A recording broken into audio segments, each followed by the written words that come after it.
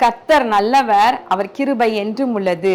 ஆண்டவராகிய இயேசு கிறிஸ்துவின் நாமத்தினாலே உங்கள் ஒவ்வொருவருக்கும் அன்பின் வாழ்த்துக்களை தெரிவித்துக் கொள்கின்றேன். இந்த இன்றைய மன்னா உங்களுக்கு மிகுந்த பிரயோஜனமாக இருந்து வருகிறது என்று நம்புகின்றேன். இன்றைக்குரிய இன்றைய மன்னா ஆதியாகமம் 12வது அதிகாரம் 3வது வசனம். உன்னை ஆசீர்வதிக்கிறவர்களை ஆசீர்வதிப்பேன், உன்னை சபிக்கிறவனை சபிப்பேன். இந்த வாக்குத்தத்தம் ஆபிரகாமை பார்த்து தேவன் கூறினது. உன்னை ஆசீர்வதிக்கிறவர்களை நான் ஆசீர்வதிப்பேன் என்று ஆண்டவர் சொல்லுகின்றார். பிரியமானவர்களே, ஆபிரகாமை ஆண்டவர் வேறு பிரித்து தமக்கு சொந்தமாய் தெரிந்து கொண்டு அவரை நடத்தினதை பார்க்கின்றோம். ஆபிரகாம், ஈசாக்கு, யாக்கோபு முற்பிதாக்களை நடத்தின விதங்களை எல்லாம் வேதத்துல பார்க்கின்றோம். ஆபிரகாம்கிட்ட ஆண்டவர் என்ன சொன்னார்? நான் சர்வ வல்லமை உள்ள தேவன், நீ எனக்கு முன்பதாக நடந்து உத்தமனா இரு என்று சொன்னார். அப்ப ஆண்டவர் எதிர்பார்க்கிற காரியம் என்ன? நம்ம உத்தமமா இருப்பது. ஆண்டவருக்கு முன்பதாக பயந்து, அவர் சர்வ வல்லமை உள்ளவர், எனவே உத்தமமா இருப்பது அவர் விரும்புகிற காரியம். அப்போ ஆபிரகாமுக்கு நீ ஆசீர்வாதமா இருப்பா என்று சொல்லுகின்றார். அதனோடு சேர்த்து சொல்லுகின்றார், உன்னை ஆசீர்வதிக்கிறவர்களை நான் ஆசீர்வதிப்பேன். இன்றைக்கு இந்த உலகத்துல நம்ம பார்க்கும் பொழுது எத்தனை பேர் நம்ம பார்த்து ஆசீர்வதிக்கிறாங்க, எத்தனை பேர் நம்ம வாழ்த்துகிறாங்க. நீங்க யோசித்து பாருங்க. இன்றைக்கு இருக்கிற இந்த உலகம் மற்றவர்கள் நன்றாய் வாழக்கூடாது என்றுதான் போட்டியும் பொறாமையும் அதிகமாக பெருகி கொண்டே இருக்கின்றது. ஒருவருக்கொருவர் பொறாமைகள் நிமித்தமாக மாந்திரியங்கள், பிசாசின் கிரியைகளை ஏவி விட்டு வியாபாரமோ தொழிலோ குடும்பங்களோ நன்றாக இருக்கக்கூடாது என்று சொல்லி இப்படித்தான் வாழ்ந்து கொண்டே இருக்கின்றன. ஆனா தேவ பிள்ளைகள், ஆண்டவருக்கு முன்பதான் நீங்க உத்தமமா இருங்க, உங்களை ஆசீர்வதிக்கிறவர்களை அவர் ஆசீர்வதிப்பார். எப்படி உங்க பிள்ளைகளை மற்றவங்க பார்த்து வாழ்த்துனாங்கன்னா அவங்க உள்ள எப்படி குளிரும்? உடனே நீங்க என்ன சொல்லுவீங்க? நீ நல்லா இருக்கணும், நீங்க நல்லா இருக்கணும் அப்படின்னு சொல்லிட்டு உங்க பிள்ளைகளை வாழ்த்துறவங்களை பார்த்து நீங்க சொல்லுவீங்களா, சொல்ல மாட்டீங்களா? உள்ள குளிர்ந்து சொல்வீங்க இல்லையா? அதே போலதான் நீங்க ஆண்டவருக்கு செல்ல பிள்ளையா மாறிட்டீங்கன்னா ஆண்டவரும் உங்களை யாரெல்லாம் ஆசீர்வதிக்கிறாங்களோ அவங்களா ஆசீர்வதிக்கப்பட்டிருப்பாங்க. அதே நேரத்துல உன்னை சபிக்கிறவனை சபிப்பேன் என்று சொல்கிறார். நீ சபிக்க வேண்டாம், நான் சபிப்பேன், நான் அதை பார்த்து கொள்கிறேன்.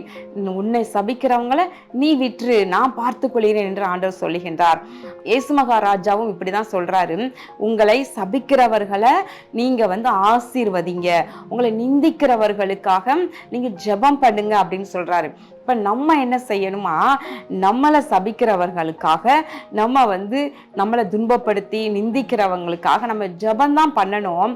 மாறாக நாம அவர்களை சபிக்க கூடாது.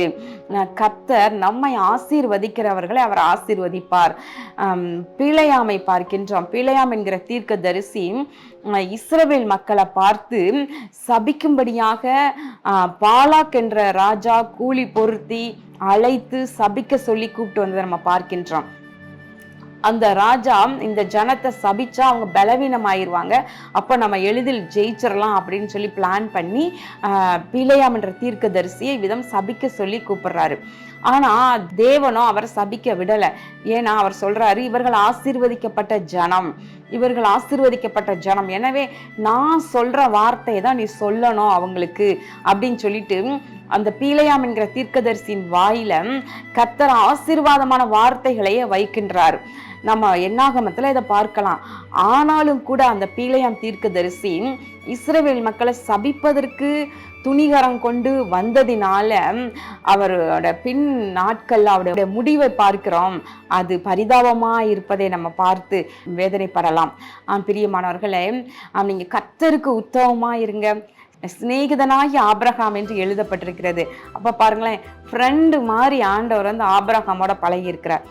இயேசு மகாராஜாவும் கூட சொல்றாரு லாசருவை குறித்து, நம் சிநேகிதனாகிய லாசரு நித்திரையா இருக்கிறான் என்று சொல்லி கூப்பிடுப்பார். அப்ப பாருங்களேன், கர்த்தர் சிநேகிக்கத்தக்க மனுஷர்கள் உண்டு. அப்ப நீங்களும் நானும் கர்த்தர் சிநேகிக்கத்தக்கவர்களாக நடந்தா நம்மை ஆசீர்வதிப்பவர்களை அவர் ஆசீர்வதிப்பார். ஆமென்.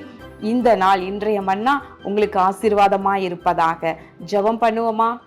எங்கள் அன்புள்ள பரலோக பிதாவே, இதோ இந்த நாளிலும் கூட ஆண்டவரே உம்முடைய பிள்ளைகள் இதோ மற்றவர்களுடைய சாப வார்த்தைகளினால ஆண்டவரே நிந்தனைகளினால கலங்கி போயிருக்கலாம்.